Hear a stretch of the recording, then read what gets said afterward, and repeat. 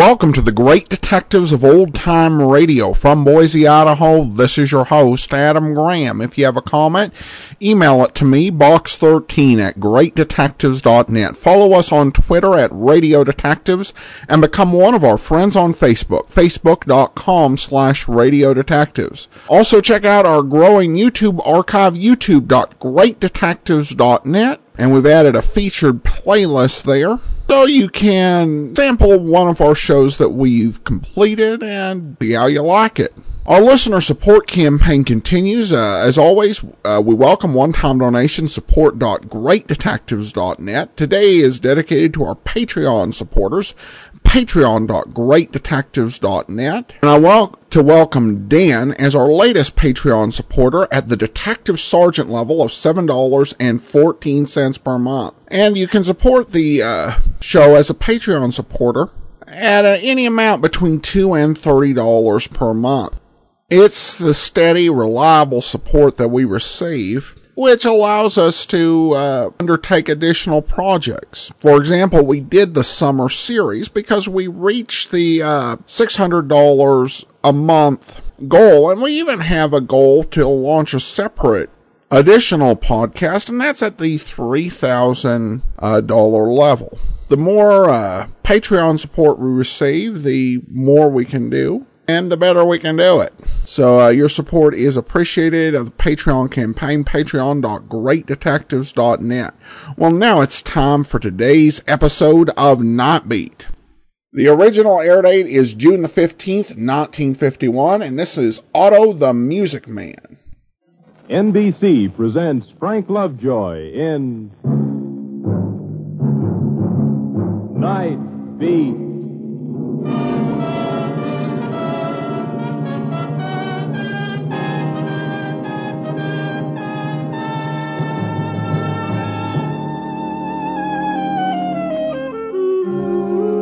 Hi, this is Randy Stone. I cover the night beat for the Chicago Star. Some people think I live upside down, night where day ought to be. Funny, it's all a matter of perspective. Night, that's when the city comes to life, full of promise, tantalizing. Take North Clark Street, for instance, with its honky-tonks, dives that call themselves nightclubs, its shabby little joints, its entertainers who've slipped, its second-raters who never made the grade in the first place, all of them pushing and shoving to keep alive and get a few laughs. Some of them getting their kicks the hard way, no matter what they cost. Some of them not getting any kicks at all. In the daytime, it's a sad-looking street. At night, though, when it steps into the tinsel spotlight, it's alive, it's kicking, and it's full of people. And that's what draws me to it. I stood on the corner and I watched them. A little chorus girl hurrying across the street, eating a candy bar. Two dignified old Chinese walking one in back of the other. And a gang of college kids out to explore the big wicked city at night. And a street full of impatient drivers. The plain, dowdy-looking little old man fighting his way through the traffic carrying a small black case. Out of sheer habit, I cataloged him. A Salvation Army captain in mufti, or a veterinarian. And a wild driver playing tic-tac-toe with the morgue, careening around the corner. Pedestrians jumped out of his way, all but the old guy. He almost made the curb when the car grazed him and threw him up on the sidewalk. I ran up to him, helped him up, picked up his hat. You hurt? No, thank you. I wasn't... It's all right. I'm quite all right. You look a little shaky. You sure you're all right? I'm perfectly all right. No, now, please.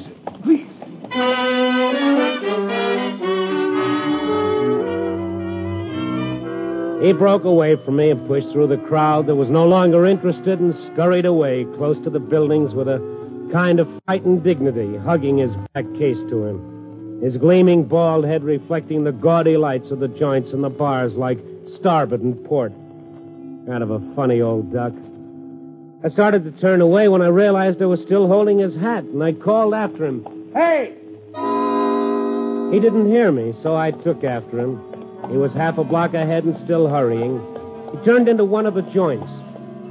When I got closer, I saw it was called the Glamour Palace, and it guaranteed on the outside the hottest Dixieland in town. While inside, a piano player was making desultory passes at a keyboard. The drummer was moving back to the stand from the bar, scratching his back with a drumstick, while a long, lean soul with a trombone came out from behind some musty drapes, dragging one foot after another, openly yawning his boredom. If these guys played the hottest Dixieland in town, they needed a new press agent because the place was practically deserted. I looked around for old Baldy. Oh, don't you look lonesome all by yourself at the door? Even in the blue gloom, she looked tired. I'd met her type before. All over town, you see 'em. The gals that were beautiful once, but don't care too much anymore. She wore a white strapless number. She was fighting a losing battle with weight. And her hair, in spite of a mass of small blonde curls piled over the part, showed at least 2 weeks behind on the bleach. Well, don't be shy. Come on in. We're friendly here, honey. I'll bet you are. I'm Stella. You can check your hat over there. Oh, this isn't my hat. Belongs to a fella just came in here. In here? Yeah, just a minute ago. Small guy, kind of old, in a black suit, bald-headed, glasses. Nobody's come in here for an hour, except you. Stick around. What are you drinking, honey? Easy on the lapels, honey. Suit needs a press, but I like my tailor to do it. How come we're not going to be friends? Well, that's not what I came for. Sure you didn't see him? Kind of a mousy-looking man? If you'd said rat now, that'd fit most anybody in the joint. I'm positive he came in here. All these traps look alike. He probably went in next door. And if you got any discrimination, you won't stay here either. Confidentially, the drinks are watered. It's obvious you don't own any stock in this place. If I did, brother, I'd dump it.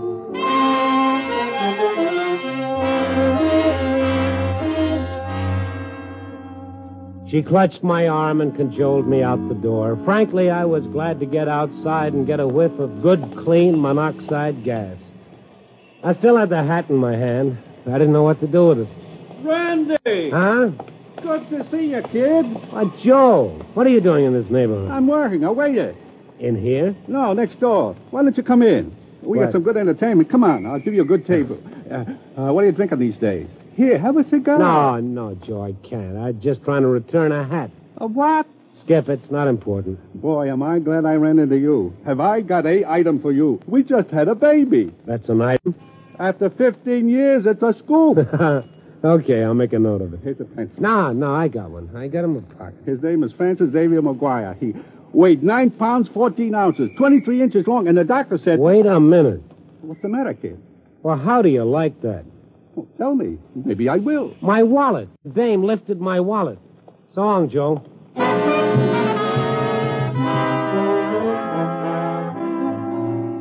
The old lapel routine. To think I'd stood still for that chromo. It wasn't just the wallet. My press card was injured. I had a lot of dialogue for little Stella and very anxious to deliver same. I opened the door of the Glamour Palace and it hit me in the face.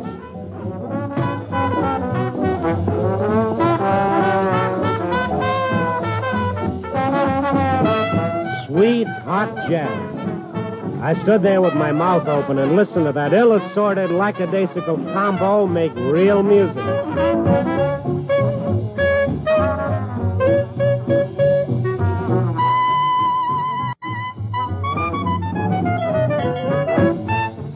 But it wasn't just the combo that threw me. I've heard a lot of jazz. It was the clarinet.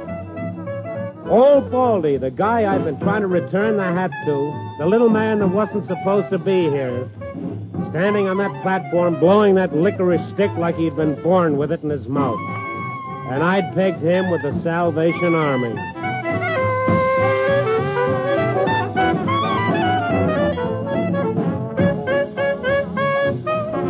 Oh, my, the way he played that thing, that was more than music. That was magic. Even Stella Girl was captured by it. She and the aging Atlas who tended bar were drinking it in like a couple of kids seeing their first hop-along. I walked over to them just as the number was ending.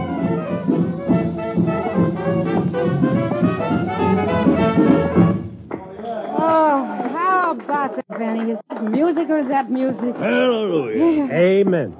Huh? Now, let me have my wallet. Oh, it's you again. Yeah. Now, how about the wallet? So how about it? You had your fun, now I want it back. Looks like you got the wrong place again. Not this time. This guy giving you trouble, Stella? Oh, he's all right, Benny. Just a little mixed up, that's all. Now, look, I've gone along with that gag long enough. Now, do I get it back or do I call the cops? What do you want to make trouble for us for? We're just trying to make an honest scratch. Yeah, well, why don't you go home and sleep it off, honey? Oh, now, wait a minute. What are you handing us, honey? What's the dodge? This routine about a wallet and some old guy with a hat? Oh, yeah. I thought you said he didn't come in here. Who?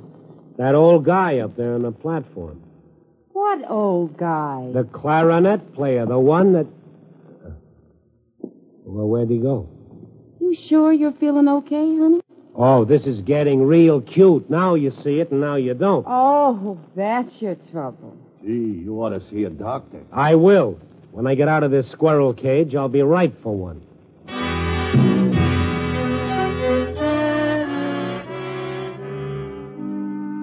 Stella fastened herself to my arm, but I brushed her off and went to the bandstand. The piano player, strictly a bot character with no expression on his emaciated face, his nervous fingers pulling harmonics out of the keys. He was obviously the leader.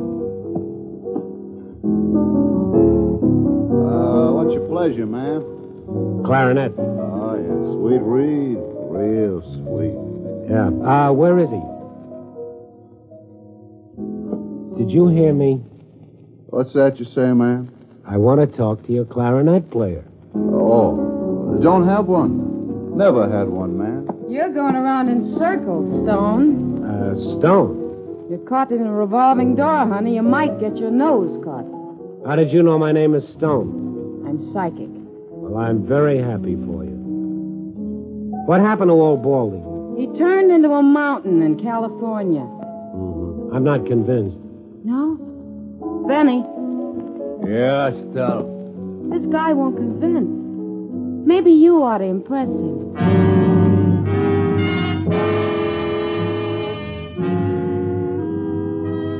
Benny turned his sawtooth grin in my direction, but it wasn't amusing. It was an exit cue, and I took it. I bowed goodnight to the lady and walked out the door. I didn't believe them. I didn't believe a word they'd said, but I was convinced. I was out on the sidewalk, minus a wallet and plus a gray fedora that didn't belong to me, and it was too small anyway. I couldn't figure it out. You start out doing a good deed, end up in a maze of mirrors. Well, why? Now, what was so special about old Baldy? Why were they all protecting him? Because that's what they were doing. There was no doubt about it. But why? That's what I was thinking as I passed up the alley. Mister, please. May I have my hat? You what? And there he was, hugging the shadows of the alley and clutching his black case to him. Old Baldy, the clarinet player. I said, may I please have my hat? Why, sure. Thank you. And, here's your wallet. What? How did you get it? It's not important. Oh, I think it is. Please, I wouldn't want there to be any trouble or any publicity. Stella's such a wonderful girl. She shouldn't have taken such a risk for me, but... And she's like that. Warm, generous. Always worrying about the other person. Stella? Oh, yes, a fine woman. I hope getting your wallet back will take care of your inconvenience. I'm sure you'll find everything satisfactory inside.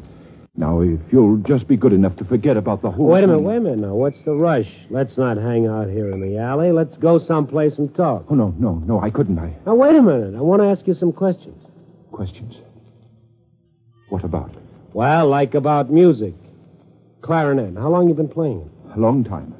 I have your word now, haven't I, that you won't make any trouble? None of this will be in the newspapers? How can I write about something I don't understand? Sorry. Oh, now, wait a minute.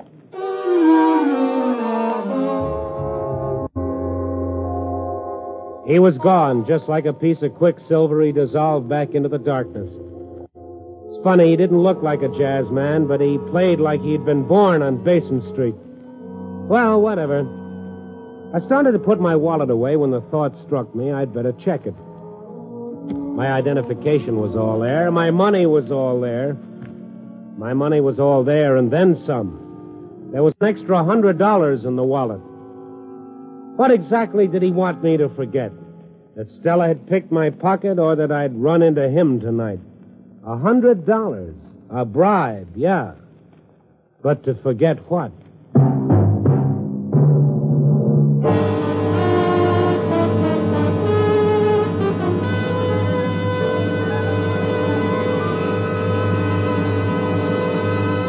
NBC is bringing you Night Beat and Frank Lovejoy as Randy Stone.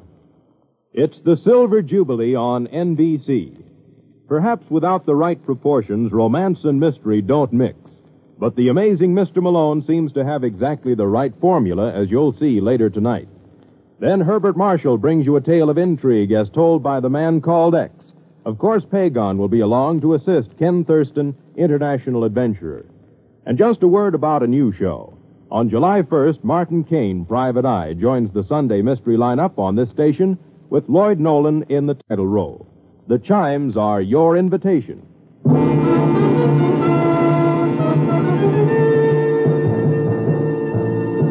now back to Night Beat and Randy Stone. My curiosity was whetted about a frightened, mousy little man who didn't look like a jazz man, didn't talk like a jazz man, and yet played the sweetest clarinet this side of Benny Goodman, and who would sacrifice $100 to drop in the press's pocket. Well, I figure where there's a bribe, there's a story. Wouldn't do me any good to go back to the Glamour Palace digging for it, not the way they felt about my company. So I dug around town looking for news for tomorrow's paper until 3 a.m., when I was able to catch up with the one man who might give me a lead.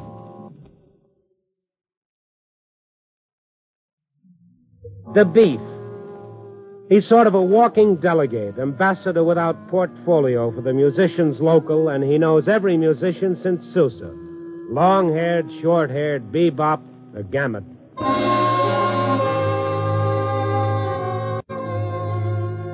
I found him where he stops in every night, year in and year out, in an all-night drugstore in the last booth. He calls it his office, and to all intents and purposes, it is. Payphone rings all night for the Beef. When I walked in, he was just finishing a call. Yeah. Sure, yeah. I'll straighten it out for you. Yeah. I fished in my pocket for a nickel to play the jukebox. I don't know how he knew it because he hadn't looked at me. Don't play that thing. It's Ken. Yeah. He dug around in his pockets for a piece of paper, brought out half a dozen scraps of envelopes that were covered with notations. I got it. He finally found a clean spot on one, and with the stump of a pencil that clung precariously to his ear, he made a notation. Take it. I'll take care of it. Yeah. Hello, Beef. What's your gripe? No gripe, not me. I'm a happy man. Then you're not a musician. He walked away from the phone, back to his booth. He hadn't looked at me, but then he never looked at anybody. He spread his envelopes out over the table and alternately made notes and slopped his coffee all the time I was there. He kept tapping his foot, an occupational affliction with him, but he never once looked up. Beef, you got a minute? Something I'd like to find out. Yeah, sure, put it down. Thank you. What do you know about the clarinet man over at the Glamour Palace on Clark Street? Otto. Oh, that his name? Otto? The bald-headed gent? Otto Frigg. Uh-huh. Where's he from? Who knows? You're not going to tell me you don't know where he gets his pants pressed and where he buys his reeds. I know that. He presses them himself, Natch. He's a musician, ain't he? And he buys his reeds at Lyon and Healy. Did you notice his instrument? Clarinet. Did you see the kind it is? Judging from the way he hangs onto that case, I'd say it was uranium. It's a buffet. I thought that was a lunch. I thought you newspaper guys were supposed to know everything. No, not quite. What's a buffet? Just the best gobstick in the world. Made in France, cost a wad of dough. Well, that's interesting. He plays in a cheap joint where he works for the minimum with a premium instrument. This answers all your questions? Oh, you're not even warned yet. How long has he been in Chicago, and what do you know about him? Transferred from St. Louis, worked around as a casual for a while. Been around 7, 8 months, I guess. Belongs to the union about 2 years. You mean the local? No, I mean the union. He joined the Musicians' Union 2 years ago. That's what I said. Oh, you gotta be mistaken. You don't learn to play like that in just 2 years. Who said he learned to play in 2 years? I said he belongs to the union 2 years. Well, But he must have played someplace before. Don't you know where? we ask a guy, can you play? We say, go ahead, get a job. We say, keep your nose clean, pay your dues. That's all. His personal business, where he comes from, this, that, who cares? That's the matter. Oh, wait a minute. If I wanted to see Otto Frieg again and I had an allergy about going back to the Glamour Palace, where would I look? You might try to jam. They got a red-hot session going tonight. It's only a couple of blocks from here. You can't miss it. It's on the corner of Madison. Sooner or later, they'll all end up at the Big Bake. That's phone. Relax, baby. It'll keep. Thanks. Look, will they let me in? Just tell them the beef sends you. Hello. What's the gripe?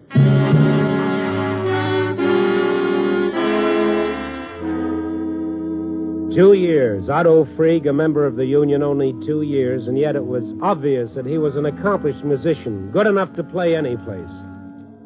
Where had he played before? You don't go around tooting a reed without all dues paid up, unless he'd been out of circulation someplace, and for a long, long time. In jail, maybe. I went over to the jam session. It was in an old-fashioned saloon that had tried to modernize itself without success. Pockmarked on the outside by a half-burned-out Mazda sign that said, bar. Wouldn't draw much trade during legal hours, but after hours, that joint was jumping. I could hear that trombone clear out on the sidewalk. And as I opened the door, the sweet, clear notes of it wrapped around me.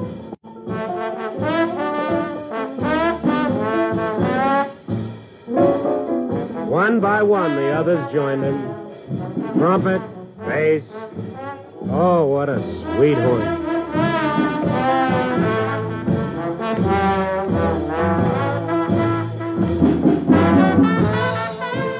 There was a guy in a 1951 version of a zoot suit by the door, evidently supposed to check on who came in.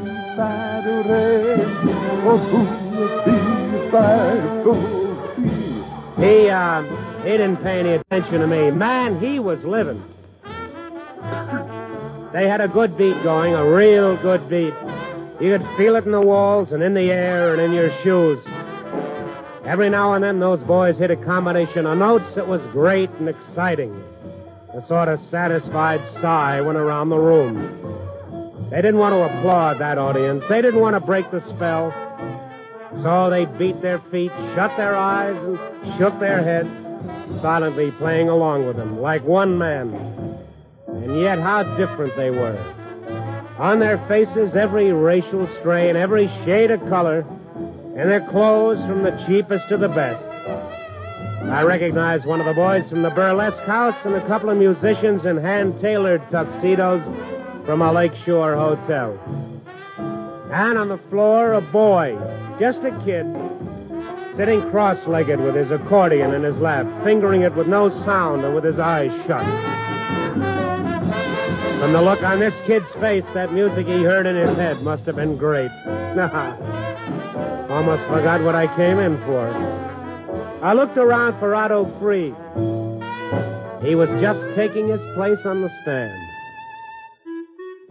And one by one, the other musicians stopped playing and let him carry on. I looked for Stella. There she was, sitting by herself in the corner. And I went over to her.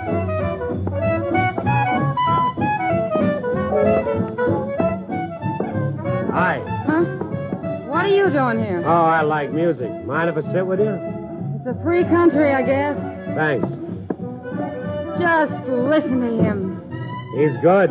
Good. He's a cockeyed genius. Yet he plays in a honky-tonk. So what? Oh, so nothing. Like you say, it's a free country. Just a little peculiar, that's all. Like he was hiding or running away from something. Why don't you get lost? You got your wallet back. I got too much of it back. Huh? Otto gave me too much change. Otto? Otto Frieg. Member of Musicians' Union only 2 years. Where was he before that, Stella? Why can't you leave him alone? Did he ever do anything to you? Why did you take my wallet? If you wanted to find out who I was, why didn't you ask me? Look, I made a mistake, that's all. Leave him alone, can't you? I don't want him to get into trouble because I lifted your 2-bit wallet. He's a wonderful guy. That's what he said about you. A wonderful girl. Yeah? Did it? Why, Stella, you're blushing. So what? I gotta come in, ain't I? Look, I'm sorry. I'm not ridiculing it. I think that love is here to stay, but he's Too old for me? You guys. It's all right about age improving a bottle of red eye or a hunk of cheese, but in a man, it's no good, huh? Oh, now, look, I didn't say that. What are you trying to make out of it anyway? May, December? Well, let's say July, December. You couldn't make that the last week in June, could you? I think I could.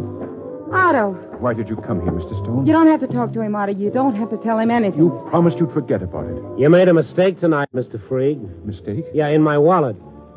Here, your $100. I thought you'd leave Stella alone. I asked you not to bother her. If you cause her any trouble, Otto, he's here. Otto, look.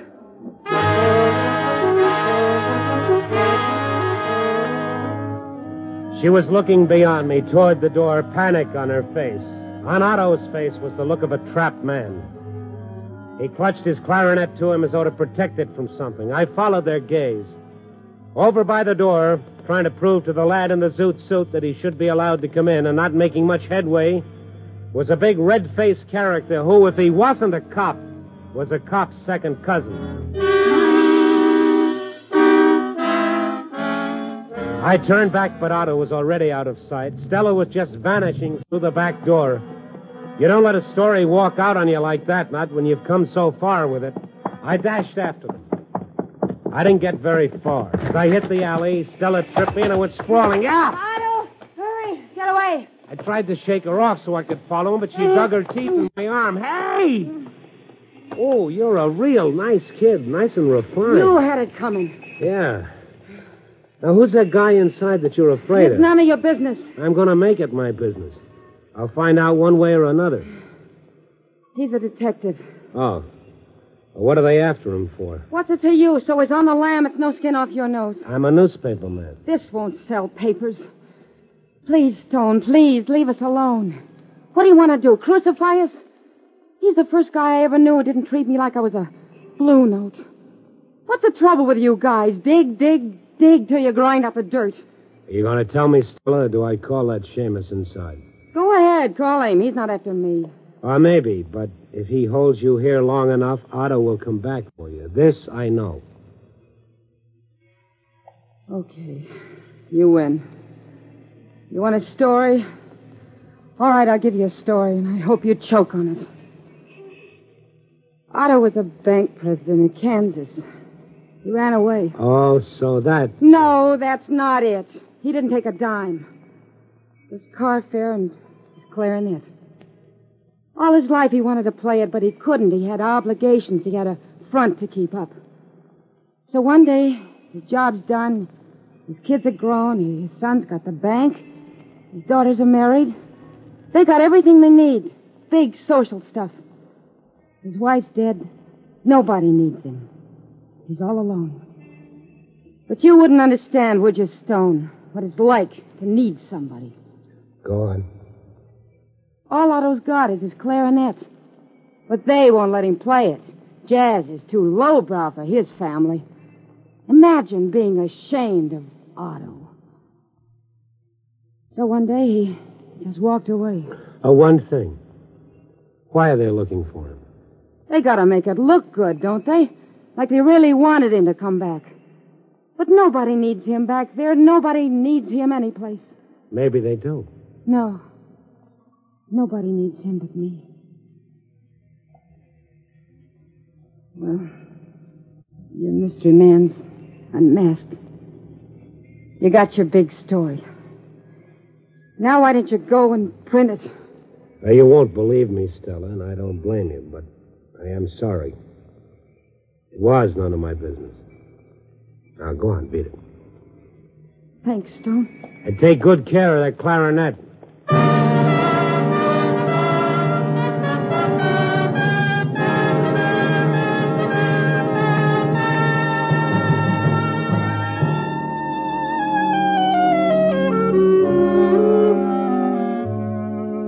Stella and Otto. What a twosome. What a story. Only I can't use it, so I fill up my column with dribs and drabs. I write abstractly about people making up the city, about the fireman having a smoker, about a cigarette girl putting her brother through college, about Joe McGuire's new kid. I gave him a whole paragraph. That ought to make him happy. But all the time that music is going through my head.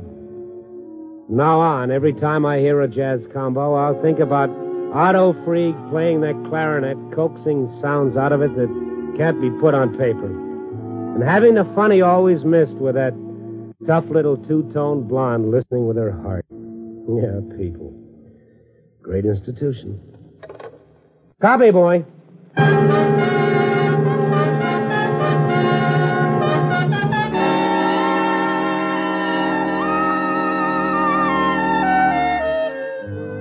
Night Beat, starring Frank Lovejoy, is produced and directed by Warren Lewis. Tonight's story was written by John and Gwen Bagney with music by Robert Armbruster. Featured in tonight's cast were Bill Johnstone as Otto, Georgia Ellis as Stella, Hy Averback as the piano man, Ed Max as the Beef, and Herb Butterfield as Joe. Frank Lovejoy can currently be seen co-starring with Joan Crawford and Robert Young in Warner Brothers' Goodbye, My Fancy.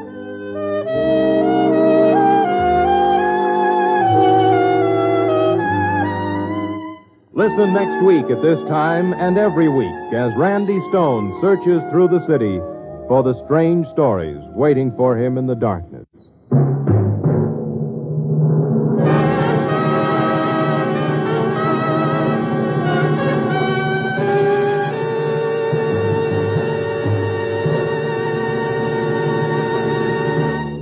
Night Beat came to you from Hollywood.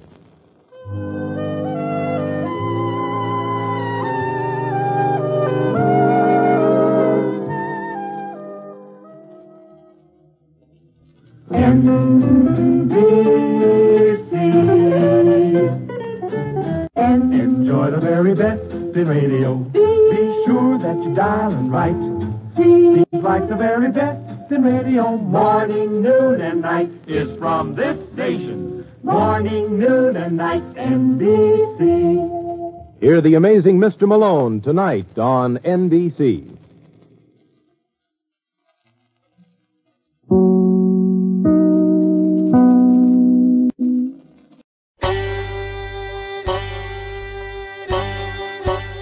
Hi, this is Andrew from OTRWesterns.com. I wanted to invite you to come take a look at our site where we put out podcasts of old-time radio westerns. Check us out at OTRWesterns.com. You're listening to The Great Detectives of Old Time Radio with Adam Graham. Now let's get back into the show.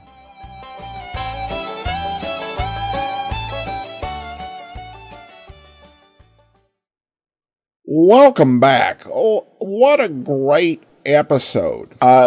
They did a really good job on character development. I really liked the Beef. Just a great character. Wasn't entirely necessary to the narrative, but just so much fun and very well written. And I liked the music, of course, was beautiful, and the way that Randy talked about it. It creates just such a vivid sound portrait. The theme of the story is one we've heard on other old-time radio programs of the era. The idea of an older guy fulfilled his responsibilities and really wants to follow a dream that his family, particularly his children, may not approve of. I think it's fairly well done here. It does manage to create a couple of interesting characters, as well as shine a light on Randy's character. Ultimately, the reason that he kept at it was because the guy tried to bribe him. And Randy will stand aside out of sentiment or ethics, but not because of bribery. Now, probably the biggest problem with the solution to the story is we really have to rely on Otto's side of the story as told to his girlfriend. And that is a bit, I don't know, it's a bit problematic. Because one thing, if he didn't take very much money at all, why did he have $100 to give Randy? Particularly if he's just playing at a dive. And of course, Randy only has her word for what's really going on. But on the other hand, I think it's a situation where if Randy looked into it further, and it really wasn't his business, he could do great damage. Even though there's a possibility she might be lying. Clearly, the story doesn't assume that to be the case. But still, after last week and not checking to make sure the woman who came to him with the rabid dog that had bit a man actually had a dog, it might have been better to be a bit more circumspect. Our listener comments and feedback begins with Dan, who comments regarding episode 2283, The Will of Mrs. Orloff, not to be confused with the awful Dr. Orloff. Not to be confused with the 1962 horror film. Thanks so much for the comment, Dan, and nice catch there. And then we have a comment from Charles, who says, number 1, please, no shadow. And number 2, what you do with these programs is preserving history. Continue it. I enjoy to listen to all these programs. Well, thanks so much, Charles. And that is one request regarding the shadow I can grant, which is not to do it, just because of the reasons I've stated previously, with the very active effort to claim copyright on the series. Just not something I would do, as I don't think we need that hassle. But I appreciate your kind comments, Charles. And that's all for now. I do encourage you, if you're minded, to become one of our Patreon supporters for as little as $2 a month at patreon.greatdetectives.net. Follow us on Twitter at Radio Detectives, and check out our YouTube archive, youtube.greatdetectives.net. Join us tomorrow for Crime Correspondent.